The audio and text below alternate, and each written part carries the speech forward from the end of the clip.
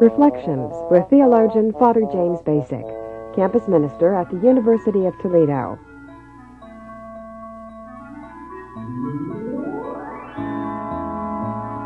I suppose part of what we see in this is that the artistic people are those who can probe the particular and open it up for the infinite, the universal, that they're able to take something very circumscribed and see in the depths what that's all about. I think of Gerard Manley Hopkins' notion of inscape, and when he talks about it in terms of his poetry, the ability to see the inside, to describe the inner workings of reality, and thereby reveal the mystery dimension of life. Joining Father Bacik in today's Reflections is Father Roland Calvert, Associate Pastor at Pius X Parish in Toledo.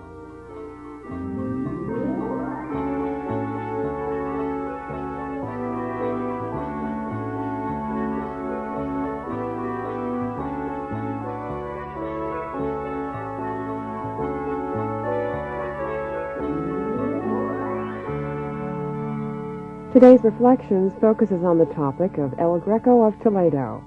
Here's Father Bacik. Roland, it's nice to have you on the program and get the chance to talk a bit with you. You and I have had some good conversations in the past, and I sort of look forward to speaking with you now a bit about the El Greco exhibit that's in town and some of the ramifications of that. Thank you, Jim. It's good to be here. It's a beautiful exhibition, and to go through it was really thrilling for me. It's tremendous for Toledo that it's here. Yes, I think it is. I've been through it a couple times myself and would feel as though I'd like to go again. And I thought perhaps we could talk a little bit about El Greco and Toledo, Toledo, Spain, and Toledo, Ohio, and perhaps the whole question of how place influences us. In other words, I don't want the discussion just to be strictly about El Greco, a painter from the past, but to zero it in a little bit for more general interest on the way place can affect us. So maybe we can move in that direction. We start out by remembering that some of El Greco's places, born in the island of Crete and influenced there a little bit by the Byzantine icon art that he encountered, and fact that he moved to Venice and was influenced there by some of the Renaissance painters. Titian's name often comes up in that regard, and his great flair for color, diverse colors and so on, which El Greco seemed to pick up a little bit. And then his trip to Rome, where he encountered the work of Michelangelo. And after that, his coming to Spain, sort of being rejected as the court painter by Philip II, and then moving to the city of Toledo, where he stayed some 37 years, I think it was, and did a lot of his really creative work there. So when we're looking at El Greco's life, we begin to see that place seemed to play an important role in his life. Well, it's like a jigsaw puzzle. It seems to me that every life is somehow you could dissect it and look at it. It's a puzzle where many parts and you put them together. And one of the really important things is where I have lived and what influence each of those places has had on me, and of course the people that I've met most of all. But I think, for me, one of the most fascinating aspects of that exhibition, which shows his work from very early times to late maturity, you see the jigsaw puzzle visually. You know, people who know how to look at art, and I'm far from an expert, but even reading a little began to be able to do that some. You see all those different places, you know, the icons and the kinds of things that he would have seen in Crete, which are still there to the very end in some transmuted form. Or the is it possible, when we talk about that icon art, is it possible to paint a image of that somehow? I mean, without looking at it, when it's sort of flat surface, isn't it? I think a lot of people would recognize it if they saw it. It's two-dimensional, yeah. It has, I don't think, has much feeling of depth, and is not meant to be in any sense realistic and remind you of this world too much, but to be supernatural and somehow take you into another world and another realm. And that's exactly what El Greco was often trying to do also, I think. Okay, so you were on the Cretan side of it. Go ahead. What you were in progress there of talking about other places, I think. Well, yeah, they say that in Venice, just a couple of years there, but already was in contact with the Manneristic school, as they call it, the Mannerists, and the color of Tintoretto, the vivid quality. There's a third dimension, certainly, that's added that the icons didn't have. Didn't that strike you about the color when you went into the exhibit? Even if I looked at books ahead of time and so on, and yet to walk into the exhibit was just to be struck by the richness of the color. I guess a lot of those paintings had been restored recently, and maybe people hadn't even seen those rich colors for many centuries. And it really was striking to me. Sure. A beautiful part of his work, really, the way he used color. Even the very best reproductions cannot do justice. You know, it's the difference in, let's say, in music between listening to a record and hearing a live performance. Even if it's a magnificent record, there is something missing. It struck me most of all, I think, in that painting of the Trinity. I had seen reproductions of it. I thought it was beautiful and a noble representation. And I went into the exhibition, and I was magnetized. I mean, I guess the size of it is part of it. You know, that no reproduction would be the same size, but the color and the overwhelming beauty of it, it's just not the same as looking at it in a book. I think that El Greco was critical of Michelangelo and some of that particular Middle Italy school of artistic works, because they didn't use color so well as the Venetians had used it. But whatever he said that was critical of Michelangelo, he stole what he wanted to from him. And as you look at that figure of Christ being cradled in the dead Christ in the arms of God the Father, that is Michelangelo. You know, if you didn't know that was by El Greco, and you were asked to identify who it was, I think most people would probably say Michelangelo.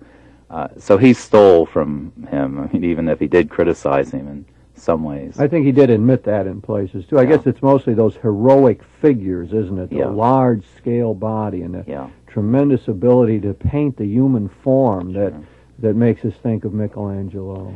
And there was a growth also in Michelangelo, I think, toward the end, that those fairly realistic bodies, you know, the anatomy being pretty real, it changed, you know, and toward the end of his life, Michelangelo also began creating a rather artificial, otherworldly kind of visual representation. So, larger than life. Yeah, and distorted and changed. And that's probably what influenced El Greco most of all. Mm-hmm. And then we're into the Spanish period then, in the city of Toledo especially, which is interesting that we have a sister relationship between Toledo, Ohio and Toledo, Spain. It's been going on for over 50 years now, and it's an important part of the cultural life of our city. Sure. Some friends of mine were over there in Spain recently and said that they went to Toledo and stood there where El Greco might have been standing and looked at the city, and they said it was a magnificent view and a really powerful visual experience. Yeah. And of course, one of his major paintings that isn't in the exhibit is that view of Toledo, where we get some sense of that city. Mm-hmm. That's in New York, and I've had the opportunity before to see that. It is a hypnotic painting. It's really a shame that it's not here. And you know, one of the things that I love, it's sort of, I guess, peripheral to the exhibition itself, but there was an editorial in the Toledo Blade blasting the Metropolitan Museum for taking that painting back and not allowing it here, where it seems it should be more than any other place. And then there was a letter from the director of the Metropolitan and the Blade a little bit later saying, no, we're not guilty. And that back and forth kind of excitement and fighting, not over sports, but now over El Greco paintings, you know, just strikes me as tremendous that there's that much interest and excitement and emotion and everything. Maybe we should talk a little bit about that Toledo that El Greco lived in there in the end of the 16th century and into the 17th century. Died in 1614. Spent a lot of years there. It was a city, I think, of around 60,000 people then, and it had recently lost the monarchy. The king had moved from Toledo to Madrid and made that his capital. And so I think Toledo was feeling sort of bad about that and was trying to recover perhaps some of its former glory. And of course it remained the really ecclesiastical center of Spain. It was where the archbishop resided. the primate of all of Spain. It was a place filled with convents and seminaries and religious trappings of one sort or another. Well, there were some figures that Boris Nelson gave. I haven't seen these elsewhere, but they're interesting. In the magazine article he did for the Blade on the exhibition, which I found to be a tremendous help in getting ready to go to it, he said that in Toledo, at the time of El Greco, there were 26 churches, 36 convents and monasteries, 18 shrines, 20 hospitals, and 4 religious colleges, and many more in the process of being built. Those statistics are rather illuminating about what kind of a city it was. Yeah, it's quite remarkable, and a high percentage of clerics evidently lived there. So we have a very religious atmosphere. I know that St. Teresa of Avila visited that city about 6 times while El Greco was living there. Yeah. St. John of the Cross was present in Toledo on occasion, unhappily so. We'll save that for another time. But so that important religious figures seem to come there. And I guess one of the things to see about the life of that city was that there were a lot of patrons that El Greco had. People with money, part of the aristocracy, who wanted religious paintings for those convents or churches or seminaries, and would actually commission him then to do those. Sure. And that's how he ended up producing a great deal of that work. It's interesting to read about the fights that he had over those. That a lot of times he didn't feel he was getting paid properly, and he really wanted to fight them in the courts or legally and tried to get his rights, and seemed to take a very hard line in dealing with these patrons of his. But they very often determined the subject matter of the paintings. In other words, they would say, we want an altarpiece, for example, and he would then have to produce that. Sure. Well, I think the idea of an artist as a free spirit who does what he wants is pretty late in history, the Romantic period, probably 19th century. And before that, the artist was simply an employee. The patronage system all the way up to the end of the 18th century was very simple, that an aristocrat or the church or whoever the patron was employed the painter or the composer or the musician, the writer, whatever, and told them what to do. My main field is in music, and I did my master's dissertation on Mozart, who is one of my great loves. Mozart was destroyed by that because he couldn't fit into the system. He knew his own genius. He couldn't get a patron. He was reduced at the end of his life to begging, and it's very sad. His contemporary Haydn fit into it exactly, had an aristocrat that was a good patron.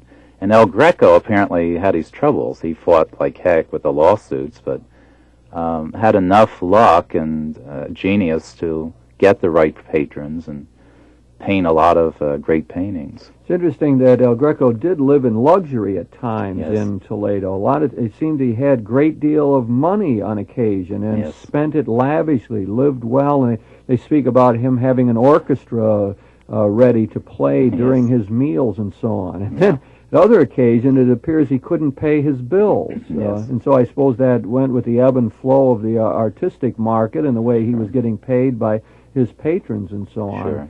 But he did live the good life in many ways. He isn't the typical starving artist. He's a person who is really part of the intellectual and cultural elite of Toledo. He did a lot of dialoguing with those people and so on. Well, he regarded himself, the articles were saying, as an intellectual. He was not just a painter. He had a very high ideal of who he was. And I guess that pride, combined probably with a fiery Greek personality, explains the lawsuits and the fact that he didn't take any garbage. He knew what he was worth, and he demanded that he be paid and that he be recognized for who he was. You were talking, Roland, about the fact of the creative artist and in the medieval world being subject to the patrons and so on, and that sort of situation. I think that El Greco evidently wanted to break out of that in some ways, because I guess the artists of that time were sort of considered to be artisans, craftsmen. And he wrote a couple of works that we don't have anymore on architecture and art, in which he evidently tried to get around that notion and try to show that the artist was indeed a creative person, and that it wasn't just reduced to being a handicraft type individual. Sure. Well, I think El Greco himself, in one of the articles in the exhibition catalog that they put out by Jonathan Brown, quotes El Greco in a gloss that he wrote in a book on architecture, one of the art books, where he says, painting, because of its universality, becomes capable of speculation. And to put it another way, he's saying that the painter is not just the artisan, as you say, but is a thinker and a philosopher and has a vision of life that he ought to share with other people and become something much more noble than simply a craftsman. Now, that idea of universality that you brought out, I think that's something that one would hope would come across to people who go to the exhibit. Although it's a very limited and circumscribed world, Counter-Reformation, Spain, Catholic world, still one hopes that there's sort of a universality about the message behind it, something about the human spirit and the divine-human relationship that comes across. And I suppose part of what we see in this is that the artistic people are those who can probe the particular and open it up for the infinite, the universal, that they're able to take something very circumscribed and see in the depths what that's all about. I think of Gerard Manley Hopkins' notion of inscape, and when he talks about it in terms of his poetry, the ability to see the inside, to describe the inner workings of reality, and thereby reveal the mystery dimension of life. And in very Christian terms, it would be that the natural world mirrors the divine world, and when the artist sees that natural world, hopefully he's able to bring that out in one way or another. Well, I was fascinated when I went. It was on a Sunday afternoon, large crowds. I mean, you really had to fight even to get in. But once you got in, I observed the people as well as the paintings. And the variety of people, the ordinary people who came, and yet it spoke to the full spectrum of humanity. And you don't have to be Catholic. It's fascinating also that such a Catholic environment and such a Catholic series of subjects speaks also to non-Catholics. I was looking. I had not read the exhibition catalog when I went. I hadn't bought it yet, and I was standing in front of one of the paintings called The Allegory of the Camaldolite Order, I think it is, strange, and I mean, I was absolutely puzzled. I had no idea what it was all about. There was two ladies near me talking about it, so I listened to them, so well, maybe I'll get some insights, but actually it turned out that they didn't know either. And finally, one of them said rather loudly, she said, well, I guess you have to be Catholic to understand it. So I couldn't stand it anymore. I said, excuse me, I am Catholic, and I just want you to know that I'm as puzzled as you are. And yet we both stayed there several centuries after El Greco had done it, and we struggled with it. And a lot of the other paintings, of course, are much more universal. They're not allegories. And I find it interesting that such Catholic subjects seem to have, of course, Catholic does mean universal, and yet it's also a specific religion. And yet it seems El Greco cuts across those boundaries and touches a lot of different people, probably agnostics and atheists, I would imagine. Well, I think so. At least I think some begin to appreciate that world and so on. Again, it is the finding of the universal in the particular. And what we're emphasizing here, I guess, is the way that his stay in Toledo, Spain, really influenced him. That place, with its very Catholic surroundings, the patrons, the life of that city, which is so centered on the church and so on, began really to influence El Greco, and we see that coming out in his works. And again, that raises the more general question, Roland, of how place influences us generally. Here you and I are living in the city of Toledo, Ohio, in the 20th century, and no doubt are influenced by that in some ways. I'm thinking it really is different to be in different places. I lived in New York City for a couple of years, and I can remember the pace of the city. I felt like I was in the center of the world at that time. Everything was going rapidly. There was an excitement and an energy that I really drank in when I was in New York City, and I loved all of that. And I remember moving from there to a quiet country parish and just feeling that great contrast. And then we think about people living in rural Ohio where the pace is so much slower and life seems so much simpler, and some of what I guess we could associate with the old traditional values are so important, and family life seems to be the center of activities and so on. Then I remember being out on the West Coast teaching summer school out in San Francisco a summer or so ago, and feeling a whole different lifestyle out there. They always talk about the laid-back lifestyle of the West Coast, and I can't say that I fully understood that or got into it, but I've talked to people who've moved out there and say their outlook really does change. Being in the Sun Belt in Lower California or the Sun Belt throughout the United States seems to give a more relaxed lifestyle in some ways. So I guess it's interesting for people just to reflect on where they've lived and how that influences their thinking and their outlook on life, the world. What does it mean to live in the flatlands of Ohio or to be near the Great Lakes and be influenced by the water sports and so on? Well, I've had the opportunity, and I really feel grateful that I have, to live in a number of different places on the eastern seacoast where I grew up in Maryland, which in a rural setting, 5 years of teaching in Philadelphia. Then I went to San Francisco and lived for a year, 2 years in Devil's Lake, North Dakota, 5 years in Jackson, Michigan, and then back to Toledo. You've been around. I've been around, yes. No spring chicken, as they say. And it's what I mentioned at the beginning about the jigsaw puzzle is somehow I could see that visually. As you can look at El Greco's art, I would see all those places, I'm sure. And they are different. That's what was exciting for me, to find out the flavor of each place and then to take advantage of what is best. New York City, for example, that you mentioned, I've never lived there, but it is my favorite place on earth. And the excitement and the dynamism of the city is what I love. I know you probably wouldn't want to live at that pace all the time. It also shows you the need to step back and reflect, be quiet, and get away from the noise for a while and try to figure out what it's all about or what am I doing here. Well, don't you think that the city of Toledo that we live in has something of an inferiority complex, or at least some people do? I know I hear comments at times that are disparaging, and I have lived a lot of places. I love Toledo as much as any of the places I've lived, and for the size of this city, there is so much beauty and there is so much to offer. And even this exhibition in that wonderful art museum, I mean, we ought to be very explicit about what a tremendous aspect of the city's life that is. And well, I think you're right. Of course, this is my hometown, and this is the first time I've been ministering in the city of Toledo since I was ordained a priest 20 years ago.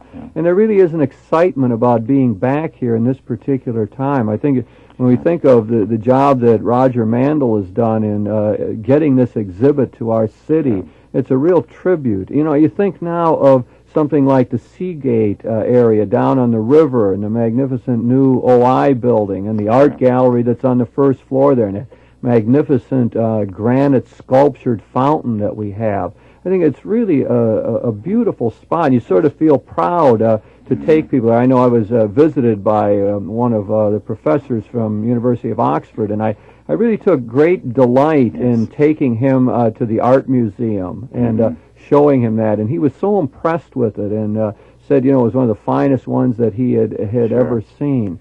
And so there is a certain civic pride. It seems like a lot of things are happening now in the city that make people feel good. I think our Toledo Symphony is doing so well. And these things have meaning for the whole of Northwest Ohio. I don't think it's just the city of Toledo, but a lot of people are coming to the El Greco exhibit, and a lot of people come to the symphony. We think of the art festivals that we've had, the ethnic festivals. I think a lot of that really shows a vitality in the city. I suppose we don't want to get carried away. We certainly have our economic problems. Over 12% unemployment and so on, and a lot of people not sharing in that cultural life, really. But on the other hand, I know I've personally been feeling a good deal of civic pride about all of that. Oh, I think it's been growing recently. There's no question about it. It is a great place to live. You know, I don't take any negativity about the city. You know, I granted there are some things that, as you say, that should be pointed out. We have not quite reached nirvana or anything like that.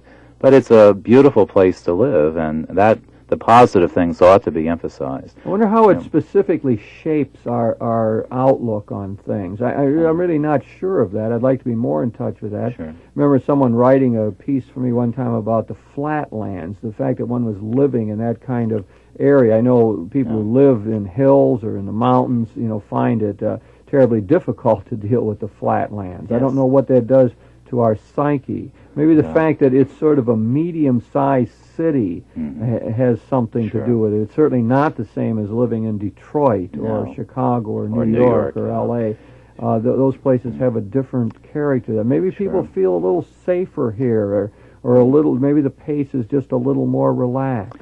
I think it makes it more human. I really love those cities And New York is one of them for me, which, despite its size, where you can walk and where you can do a lot. I mean, like Los Angeles, which is probably my least favorite place on all the earth. You can't walk anywhere. If you want to go to the corner drugstore, you have to drive for half an hour. And I don't like a city like that. I like one where you can walk. And Toledo has some great walking tours and things you can just, the whole Owens, Illinois building, that area down near Seagate, that is beautiful to walk through and just... Promenade Park yes, area. that whole area. It's Yes, lovely. it is. So we've got Toledo, Spain, that we've been talking about, and Toledo, Ohio, a sister relationship, and perhaps it does promote some reflection on this whole idea of particularity of place. One of the ideas that surfaced here is that the artistic people in the world are able to take the particular and mine the riches to be found in that they're able, one way or another, to show us the mystery dimension of the ordinary and how the infinite shines through very finite realities of our world. And I think that we've seen that El Greco can be understood probably partly in terms of the city of Toledo, Spain, that its religious atmosphere, its bustling character in some ways, and its archaic aspects in others, no doubt had some influence on El Greco himself. And then to move in this direction of looking at our own city, I think that probably people could do a lot more with that, reflecting on what place means to us. You know, you were talking about moving so much. I guess the average person moves something like 5 times in their lifetime, which always means an adjustment to a new surrounding. And I like the point you made about saying being attentive to that, about the way it is shaping our consciousness. And I myself am feeling that of moving back to the city of Toledo and feeling a little excitement about it, getting to know my hometown better, coming to know the ways in which it could really shape our consciousness for the good.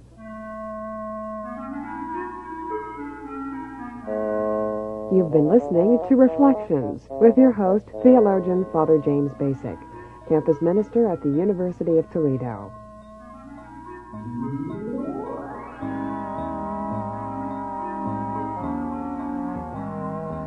Joining Father Bacik in this discussion was Father Roland Calvert, Associate Pastor at Pius X Parish in Toledo.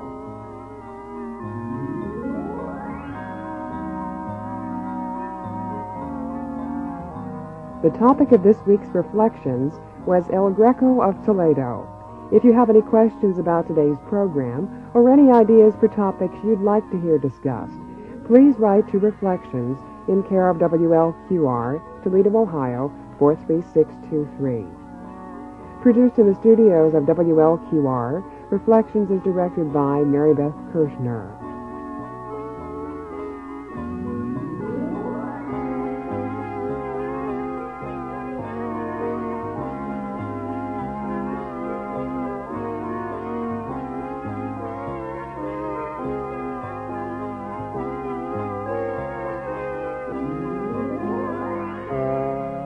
Reflections is brought to you by the Genesis Radio Network.